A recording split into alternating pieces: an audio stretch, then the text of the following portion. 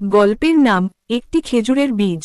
বহু বছর আগে এক বৃদ্ধ মুসলিম কৃষক মদিনার পাশে একটি খেজুর গাছের বীজ রোপণ করছিলেন।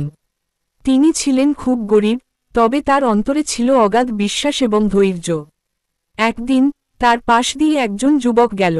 সে বিস্মিত হয়ে জিজ্ঞেস করল, চাচা, আপনি তো অনেক বয়স্ক, এই গাছ তো বড় হতে বহু বছর লাগবে, আপনি তখন থাকবেন না, তাহলে কেন আপনি এই গাছ লাগাচ্ছেন?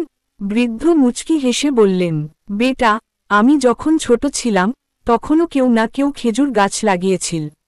আজ আমি তাদের ছায়ায় বসি আর সেই গাছের ফল খাই। আমি জানি আমি হয়তো এর ফল খেতে পারবো না, কিন্তু কেউ একজন তো একদিন খাবে। যুবকটি স্তব্ধ হয়ে গেল। সে ভাবল, এটাই তো প্রকৃত ইসলাম, নিঃস্বার্থতা, পরোপকার আর ভবিষ্যতের প্রজন্মের কথা ভাবা। সেই দিন থেকে যুবকটিও প্রতিজ্ঞা করল, সে তার জীবনের কাজ এমনভাবে করবে যাতে অন্যদের উপকার হয়, even if he never sees the result. শিক্ষা: ইসলাম আমাদের শেখায় পরোপকার, ধৈর্য এবং ভবিষ্যতের কথা ভেবে কাজ করতে।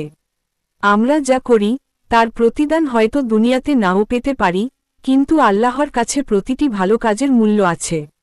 প্রিয় ভিউয়ার, গল্পটি ভালো লাগলে কমেন্ট করে জানাবেন ও লাইক করতে ভুলবেন না। আরও সুন্দর সুন্দর ইসলামিক গল্প পেতে চ্যানেলটি সাবস্ক্রাইব করে পাশে থাকুন। ধন্যবাদ।